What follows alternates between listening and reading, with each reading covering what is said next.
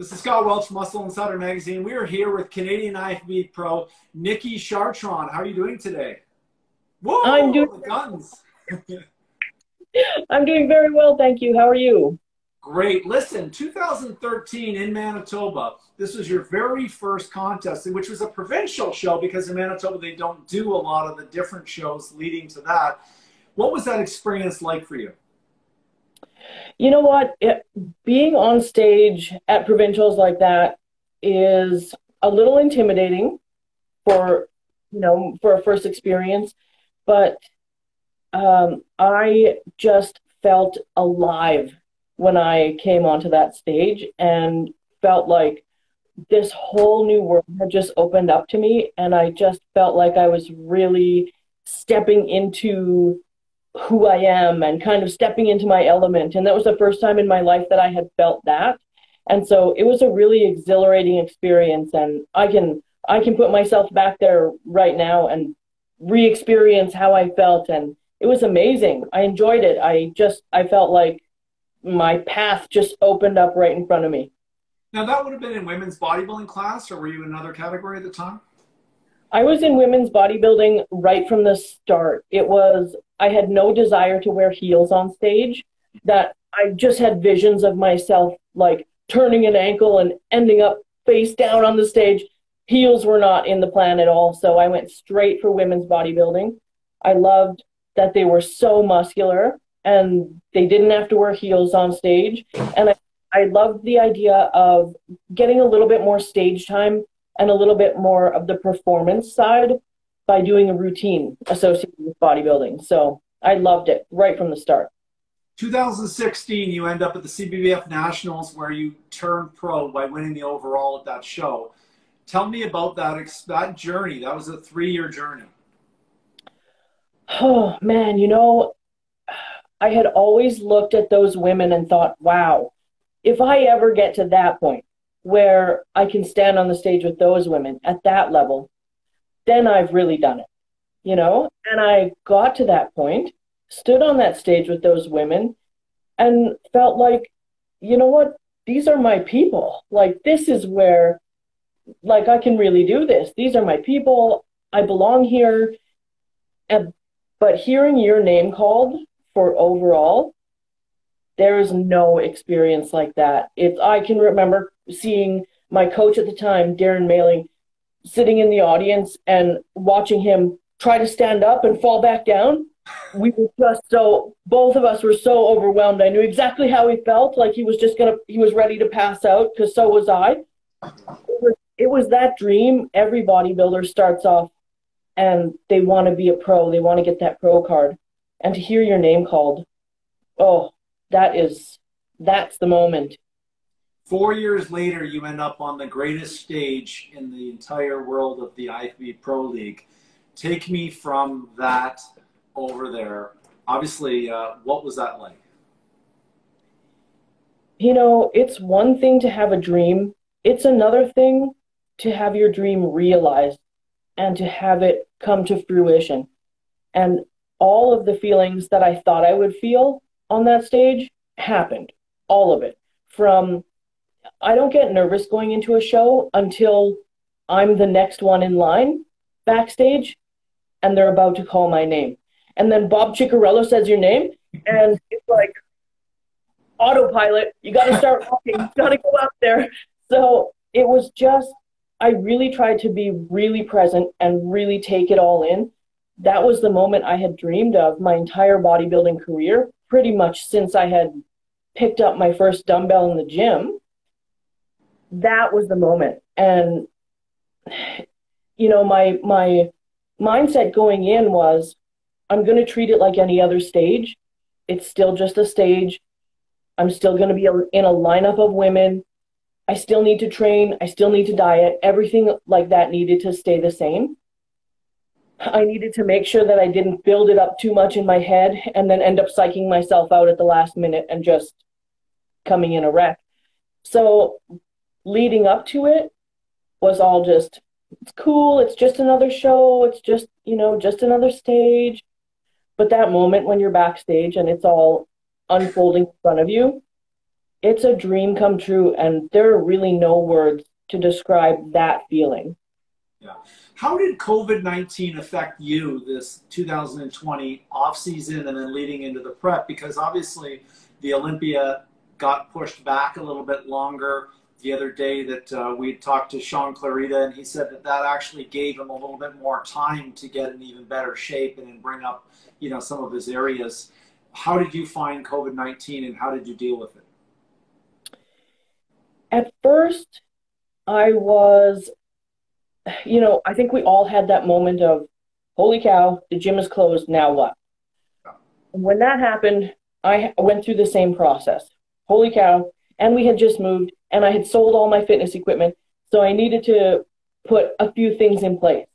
And then once we got to that place where I knew I could work out in my living room with the dumbbells that I had, then it was just, okay, we're going to all collectively prove that we can still do this. Like, fitness doesn't mean you have to have a gym. Getting into the best shape of your life doesn't mean you have to have a leg press in your living room with 35 plates aside. It doesn't mean that. It's a mindset. It's a mindset. You just keep doing the things you know you're supposed to do. You keep eating the things you know you're supposed to eat. And I just trained with the same intensity that I would use at the gym. The moves were just different. So I still set myself up the same, laced up my shoes, took my pre-workout, you know, cranked the tunes. I'm sure the neighbors noticed, but that's okay. I still did everything the same as I would. The only thing that was different was the environment. And I did the best to create a gym environment for myself. And I just maintained the mindset that I was going to prove it could still be done, regardless of whether I had a gym. Wow. So you changed to more free weights in your training, more use of bands, I assume. Like, what were some of the things you did? Largely what changed was I was already going down the path of exceptional and optimal mind-muscle connection. That, to me, I think is a missing piece in the fitness world right now. So I had already started down that path, and being locked up in my home with just a few dumbbells and just a few bands really forced me to hone in on that. So it was a lot of not even so much, you know, okay, how am I going to make these exercises more intense? It was, how am I going to engage the muscle better? Yeah. Because it's not about how much weight you lift, it's about how hard you can make the muscle work.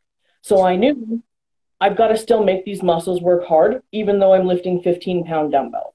Like, it's not going to matter, because I'm going to destroy these muscles just by making sure I engage them throughout the entire rep, throughout the entire set.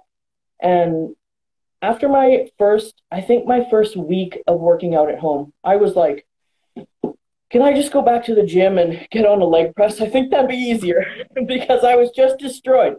So I made sure that I was really tuned into my workouts and made sure that they were really effective. Okay. Yeah, something I think is you get more advanced as a pro, you learn your body, but you also learn how to isolate better and better and better. And sometimes as you're starting off, you think it means that if I have a weak body part, I have to increase the weight, but oftentimes it's the reverse. You have to reduce the weight to be able to isolate correctly, innervate the muscle, destroy the muscle, and then you can add the weight and the intensity and things later. But if you don't actually know how to isolate and you don't take the time it takes to do that, you're always, short. You have to increase the weight, and you actually don't get better results in terms of the actual muscle growing. You may get stronger because of the innervation of the nervous system, but not actually getting more muscle development. Absolutely. It's like a hamster wheel. Like, you can run and run and run and run and not get anywhere. So what really helped me, before moving down here, I worked pretty closely with Peter Swan of Muscle Medic Aesthetics. I'm sure you've heard of him. That's right. Yeah. What Peter does is very specific and very unique. But he taught me some very key things about engaging different muscle groups. And they're just small little things, but he has this really unique way of helping you to understand how to isolate certain areas. And so I applied the knowledge that he shared with me and things that he showed me to make sure I maximized my workouts at home. Excellent. Now, in terms of going forward to that, we looked at the live stream. We obviously saw you at your first your debut as an Olympia competitor. You seem to have a heck of a lot of fun on the final pose down stage. You were actually like the MC of the actual pose down. It was quite awesome to see. How did it feel up there? Was it because the stress was behind you, you were happy with your placing, and now it's time to party, or what was going on in your head? You know what? Well, first of all, if anybody throws on Backstreet Boys, you're going to get dance moves out of me. It's just going to happen. So that was the, I don't know if they planned that. Like, okay, we can make Nicki dance by throwing on some Backstreet Boys, but it worked. It was just at that point, I was ready to party. Like, we had done it. We had made the comeback for women's bodybuilding. Yeah. We represented so well. The whole lineup looked so good that day. It was time to celebrate what we had done. And at that point, to me, the audience, the judges, they've already seen all the mandatories and all the compulsories, and they've seen us lined up. They want to see us have some fun, I think. Sure. Yeah. Like the entertainment element, I think. So, I mean, I was loose. Some of the other girls got a little bit loose up there, and we just started to have fun. And that kind of thing helps bring us together as a community, I think. Having some fun with the audience, shaking things up a little bit. I was over the moon. I had accomplished like a lifelong dream here, and I was going to live up every little second they let me stand on that stage. Now, your strongest body parts, obviously you're well known for your shoulders, arms. What is the plan for 2021 in terms of what do you need to improve for the Pro League season this year? Yeah, so there's always something to improve. Sure. This year, my focus is going to be developing the posterior chain even more. So the back thickness, some width, some details in the hamstrings. Really, that is going to be the focus, the posterior chain. And then, if I can bring up everything a little bit to improve overall shape, that'll be great. But definitely the posterior my head is at right now.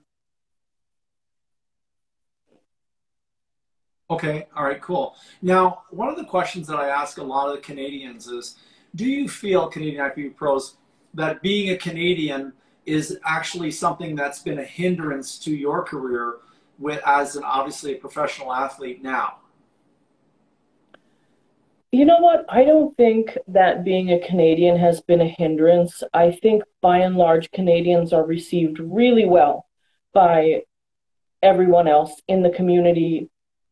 When we travel to different countries, we're received really well as a collective Canadian people. Sure. What I think is the challenge is just being a female bodybuilder. Just naturally, we are on the outer fringe of our sport. We are the biggest, we're the most muscular. Sometimes we have a difficult time sort of fitting in anyway. And so, I would say that's been the challenge. Not Canadian. People are like, oh, you're Canadian, that's great. You say sorry all the time, eh? Yeah, you're so friendly. Yeah, you're so friendly. And you say eh all the time. And so the challenge is really just being a female bodybuilder.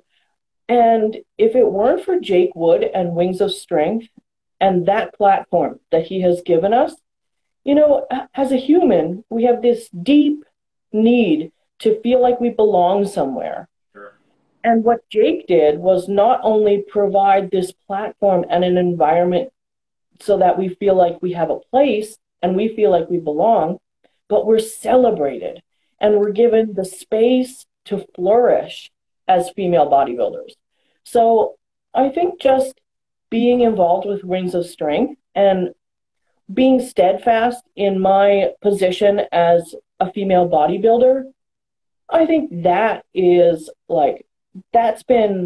I'm so grateful for the position I'm in and for the opportunities I've had. And I don't think that being a Canadian has been a hindrance at all. If anything, I feel I've been really welcomed with open arms, and I've been welcomed really warmly.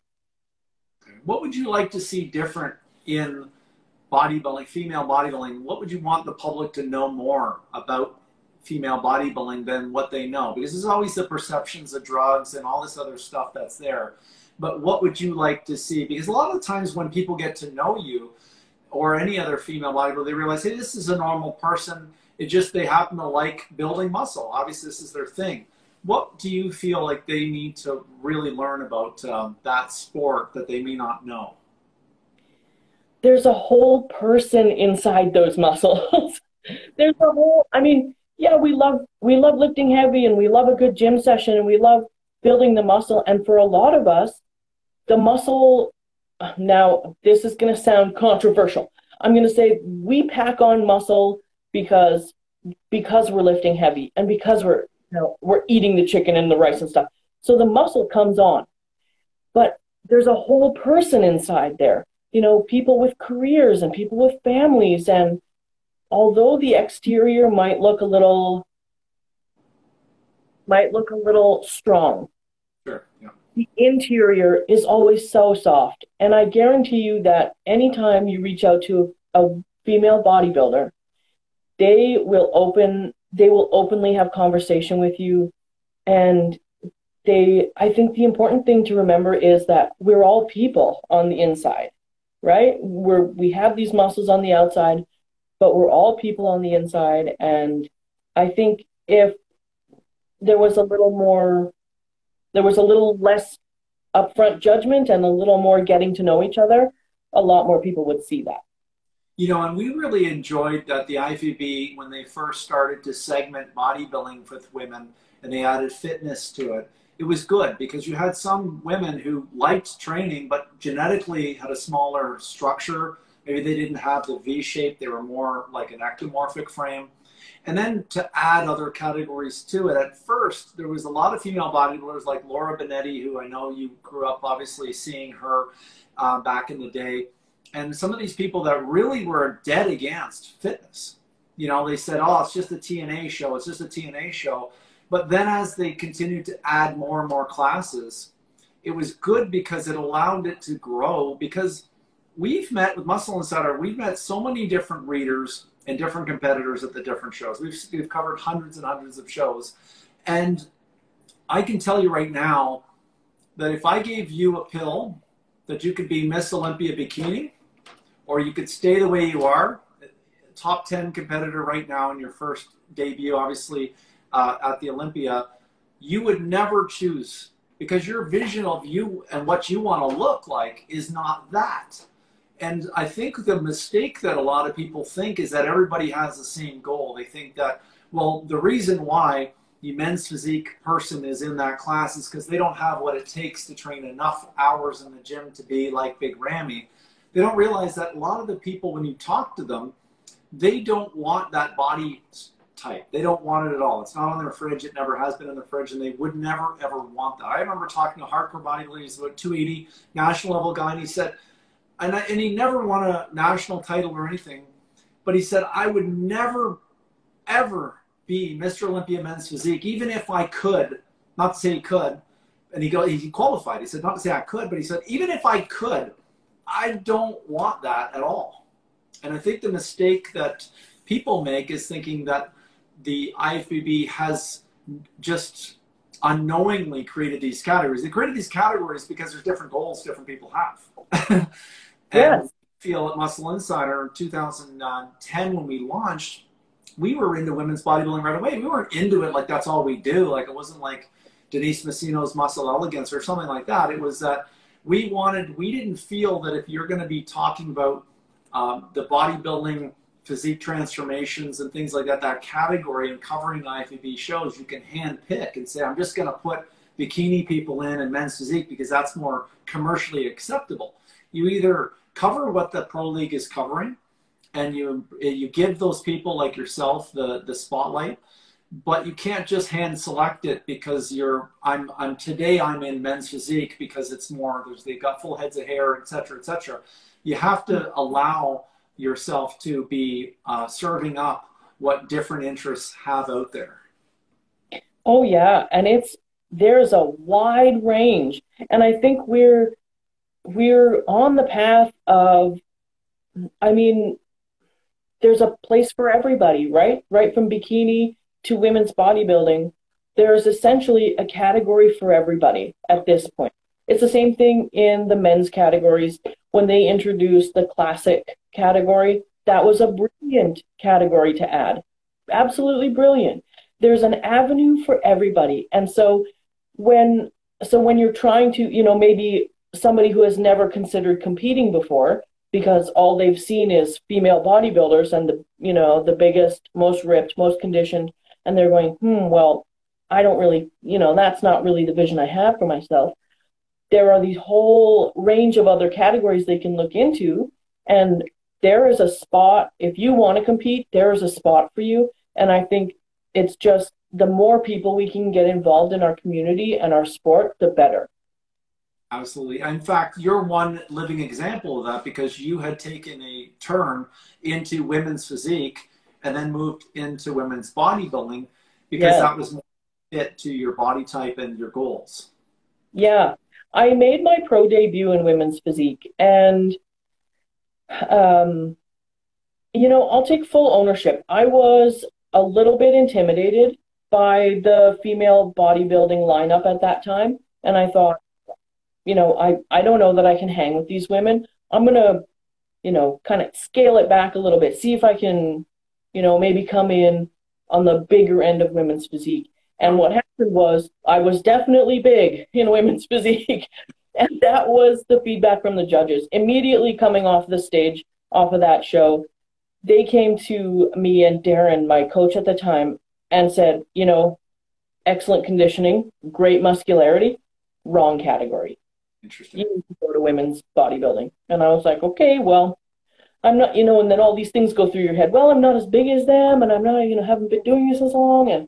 And we just essentially threw caution to the wind and said, okay, let's do it. Yeah. And I went back to women's bodybuilding. I went back home, back to where I felt, I was always, my calling was women's bodybuilding. And then since then, I've just had this awesome start to my career. 2021, what are your contest plans?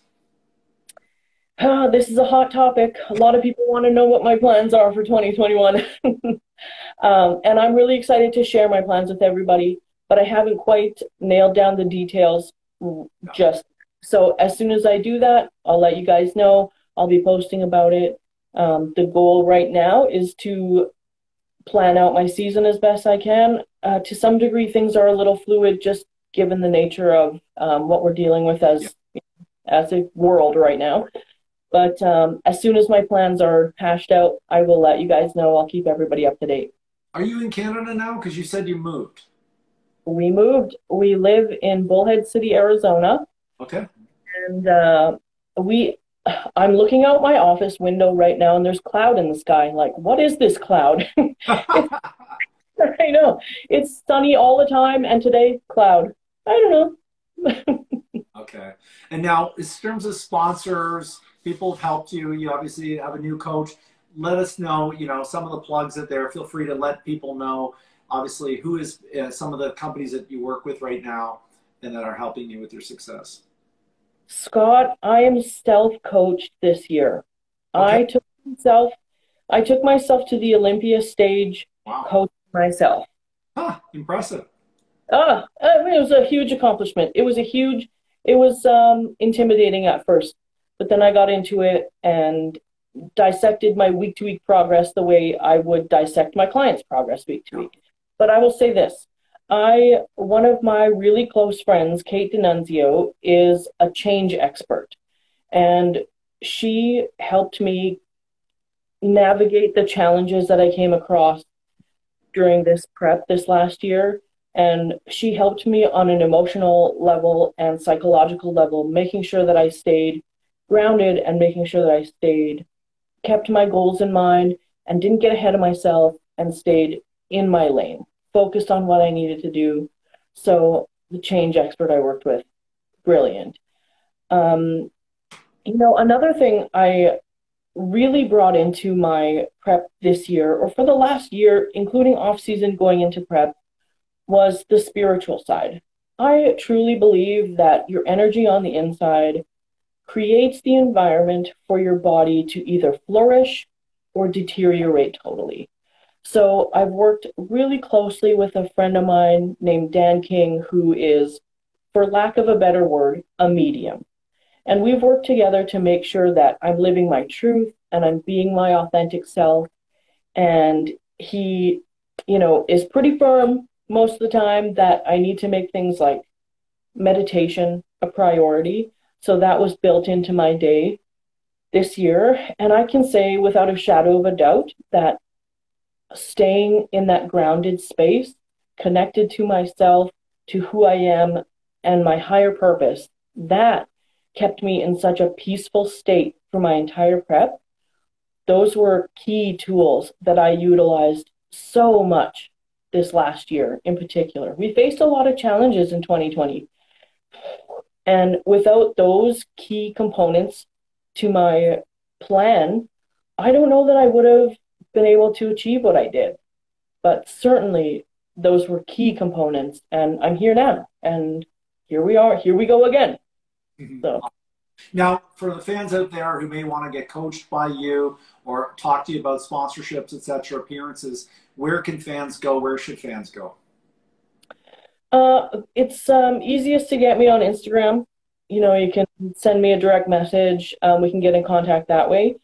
And the mindset component of the programs that I create is where my focus is. A lot of people come to me and say, what do I eat? How do I train? Yeah. Well, everybody knows that.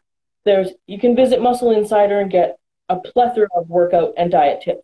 What you get from me is that extra piece where we build in your mindset and we make sure that you come with a positive, bulletproof mindset so that you can achieve any goal, doesn't matter what it is, whether it's career, fitness, personal, spiritual, whatever. Once we hone your mind, your body will do whatever we want it to do. Okay, last thing now is bicep pose down, me against you right now. Let's see, like it's arm versus arm. You definitely got me. You got me killed. Awesome. Thanks for having some fun with us, Nicki. We really appreciate it. And we look forward to getting this over on YouTube. And thanks again for all your time today. Really enlightening. And we're really glad to see what you've done with your career and putting Canada on the map at your first Olympia debut. So thanks again for everything. Thanks for having me, Scott. It's been a pleasure.